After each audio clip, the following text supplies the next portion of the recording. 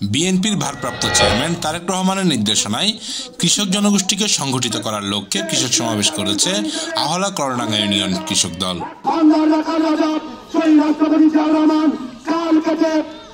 13 ফেব্রুয়ারি বিকাল 4টায় বোয়ালি কলন্দর শাহ মাজার গেট সংলগ্ন এলাকায় চট্টগ্রাম দক্ষিণ জেলার আওতাধীন বোয়ালখালী উপজেলার 10 নং আহলা করডাঙ্গা ইউনিয়ন কৃষক দলের উদ্যোগে এই কৃষক সমাবেশটি অনুষ্ঠিত হয়।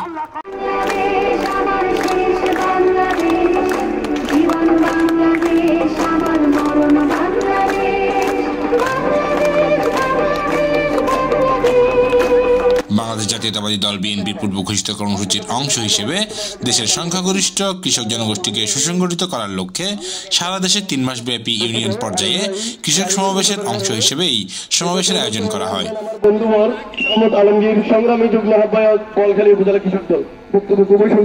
বোয়ালখালী উপজেলা কৃষক দলের যুগ্ম আহ্বায়ক মোহাম্মদ নজরুল ইসলাম ও ছাত্রনেতা জুবাইর রহমানের সঞ্চালনায় সমাবেশের সভাপতিত্ব করেন অপর যুগ্ম আহ্বায়ক মোহাম্মদ ইখতিয়ার উদ্দিন সিদ্দিকী হিরু।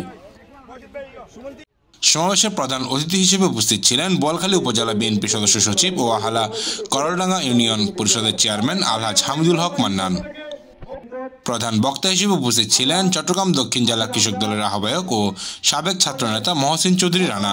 বিশেষ অতিথি হিসেবে উপস্থিত ছিলেন জেলা কৃষক দল নেতা জেএম কাউসার টিপু, বোয়ালখালী উপজেলা কৃষক দলের আহ্বায়ক ও সাবেক ছাত্রনেতা মোহাম্মদ বাবর উদ্দিন ও সদস্য সচিব সাজ্জাদ হোসেন সাদ্দাম মেম্বার।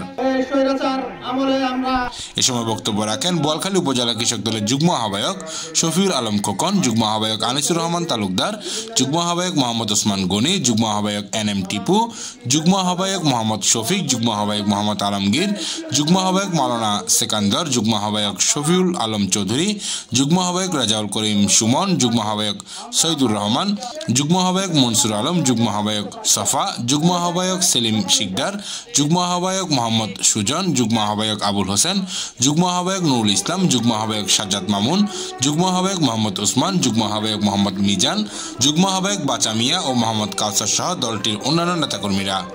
কৃষকদের জন্য শস্য বীমা চালু করবে, কৃষিভিত্তিক শিল্প কারখানা স্থাপন করবে, সমবায় ভিত্তিক সার পদ্ধতি উদ্যোগ গ্রহণ করবে, বিনা সর্বসুদের কৃষি ঋণ কৃষকদের মাঝে সঠিকভাবে বিতরণ করবে, পেঁয়াজ, টমেটো, আদা, রসুন সহ যাবতীয় মৌসুমী ফসল সংরক্ষণের জন্য দেশের বিভিন্ন অঞ্চলে সরকারিভাবে পরিবেশ নির্মাণ করা হবে। আপনারা বিগত দিনে কৃষিকাজ করে যেভাবে ঠকেছেন, ইনশাআল্লাহ ভবিষ্যতে আপনারা ঠকবেন না।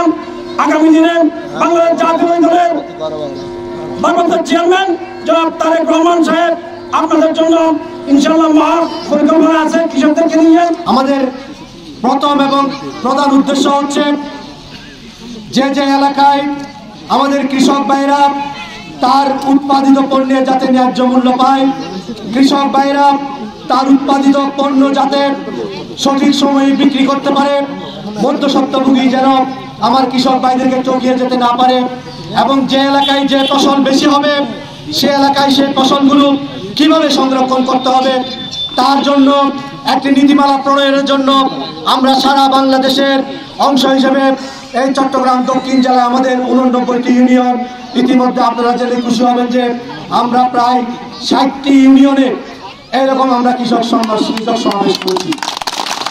সামান্য ছোটখাটো কৃষকরা বিক্রি করার সুযোগ পায় না। আমি মনে করি হয়তো অনেকে মনে করেন আমাদের মধ্যে আমরা যখন চেয়ারম্যানের দায়িত্ব পালন করেছি দেখেছি আমাদের কি বলে ন্যায্য মূল্য কার্ড যেগুলো একবারে 5টা 6টা করে দিয়ে দিয়েছে। আমরা চোখে দেখো না দেখার মতো বাক্যত্ব হয়েছে। কেন? এই স্বৈরাচার সরকার অনেক কিছু অনেক নির্যাতন করে অনেক রকম মানুষ থেকে অনেক কিছু কেড়ে নিয়েছে। ইনশাআল্লাহ বাংলাদেশ জাতীয়তাবাদী দল সরকার যখন গঠন করবে একটা আপনাদের সিস্টেমে চলে আসবে, এই সার কত বিক্রি করবে সবকিছু আপনাদের বীজ যেগুলো আসবে যারা সত্যকারী যারা কৃষক তাদের পাওয়ার জন্য অবশ্যই আমরা সহযোগিতা করব। বোয়ালখালীর প্রতিনিধি ইমরান নাজিরের পাঠানো তথ্যচিত্রে নিউজ ডেস্ক, স্বাধীনতা 71।